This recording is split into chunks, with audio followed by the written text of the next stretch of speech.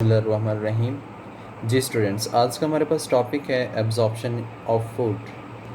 देखिए, हम small intestine को पढ़ चुके हैं। स्मॉल इंटेस्टाइन जिजुनम और इलियम की इंटेस्टाइनल सीक्रेशन से, इंटेस्टाइनल जूस से ऑलमोस्ट डाइजेशन कंप्लीट हो चुकी है।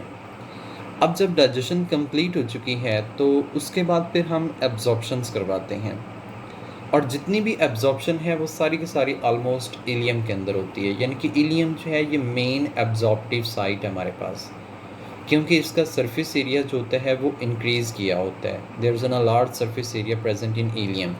तो ileum is a main absorptive site हमारे पास मौजूद होती है। तकरीबन जितने भी फूड कंटेंट है, मोस्टली जो एब्जॉर्प्शंस होती है वो किस में होती है? इलियम में होती है। इलियम का स्ट्रक्चर देखते हैं। लाइक दैट ये इलियम है, इसमें फूड एंटर होती है।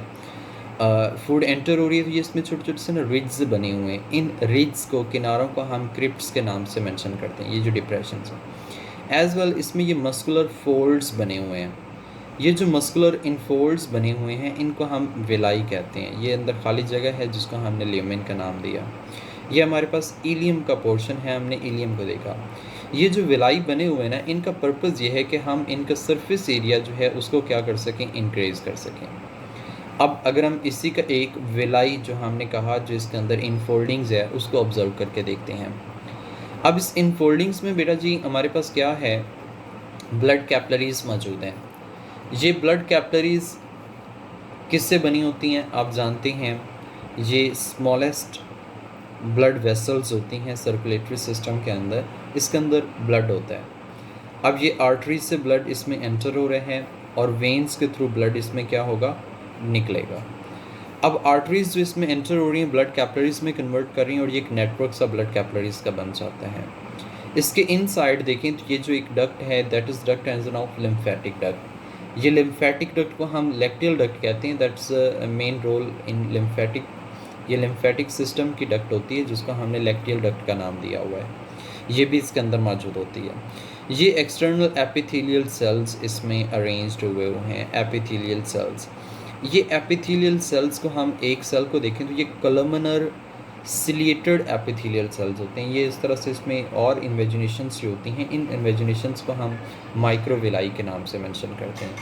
याद रखिएगा, ये माइक्रोविलाई जो हैं that is in a brush like border. ये ब्रश लाइक बॉर्डर बनाती हैं, जबकि जो हमारे पास विलाई है that is in a velvety appearance देती है। जैसे वेलवेट नहीं होती, मतलब छोटे छोटे से इस तरह से डिप्रेशन से बनना, छोटे छोटे से हेयर्स लाइक स्ट्रक्चर उस पर लगे होते हैं, उसको हम वेलवेटी अपीयरेंस कहते हैं। अब देखिए, कंटेंट, फूड कंटेंट इस ल्यूमेन के अंदर मौजूद है।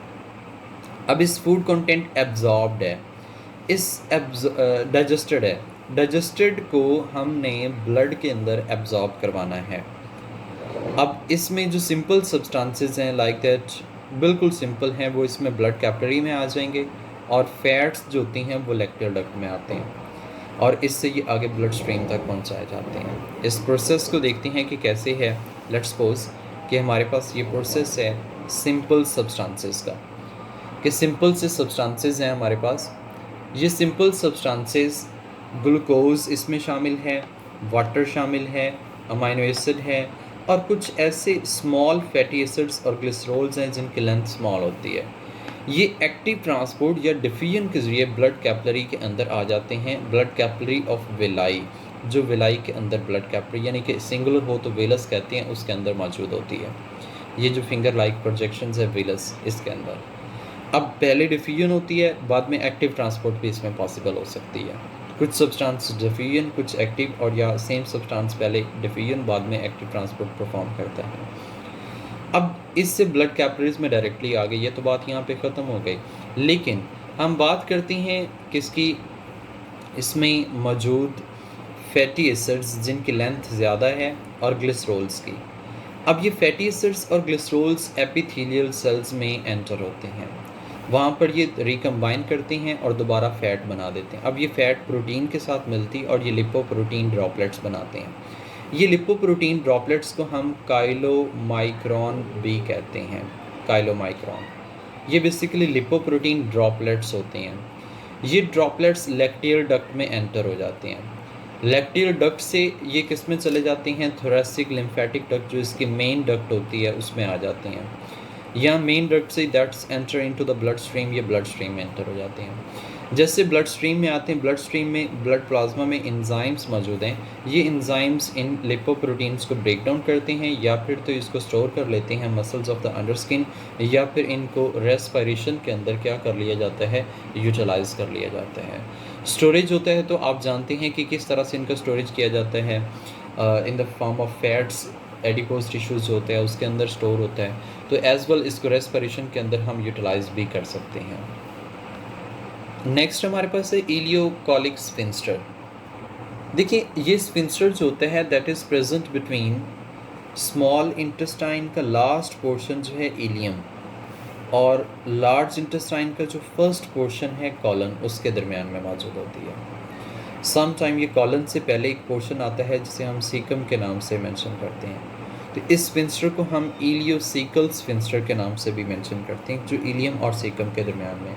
लेकिन यहाँ पे हम ये इलियोकोलिक लिखा हुआ है, तो इलियम और कॉलन्स के दरमियान में जो एक ब्रॉड एक गेट नुमा स्ट्रक्चर बना हुआ है, this is non as sphincter, और इस स्फिंक्टर को हमने इलियोकोलिक स्फिंक्टर के नाम से मेंशन किया। ये वक्फे पे ओपन होता है टाइम टू टाइम, और जो फूड इसमें मौजूद होती है that is enter into the large intestine, वो लार्ज इंटेस्टाइन में आ जाती है। यानी कि थोड़ी थोड़ी सी अमाउंट जो होती है वो लार्ज इंटेस्टाइन में आती जाती है। अब लैक्टोज इंटॉलरेंस एक पॉइंट होता है, लैक्टोज इंटॉलरेंस। अब देखिएगा लैक्टोज इंटॉलरेंस में एक पर्सन अगर बहुत ज़्यादा मिल्क या मिल्क प्रोडक्ट्स ले लेता है, बहुत ज़्यादा मिल्क या मिल्क प्रोडक्ट्स ले लेता है, इसके अंदर बेसिकली एक शुगर है जिसको हम लैक्टेज कहते हैं, लैक्टोज कहते हैं, लैक्टोज OSC। ये एक हमारे पास जो लैक्टोज है ये कार्बोहाइड्रेट में से एक है, ठीक है, और हम कहते हैं ये ओलिगोसैकेराइड्स है। अब ये जो लैक्टोज है इसको डाइजेस्ट करने के लिए हमने कहा कि जी एंजाइम होता है लैक्टेज। अब ऐसा पर्सन जो कभी कभी मतलब कभी भी दूध नहीं पीता, मिल्क प्रोडक्ट इतनी ज़्यादा इस्तेमाल नहीं करता, उसमें लैक्टेज की प्रोडक्शन इतनी ज़्यादा नहीं है। लेकिन अगर वो बहुत ज़्यादा लैक्टोज मिल्क और मिल्क प्रोडक्ट्स ले लेता है तो फिर उतना लैक्टेज प्रोड्यूस नहीं होता। जब लैक्टेज प्रोड्यूस नहीं होता तो वो प्रॉपरली डाइजेस्ट नहीं होता।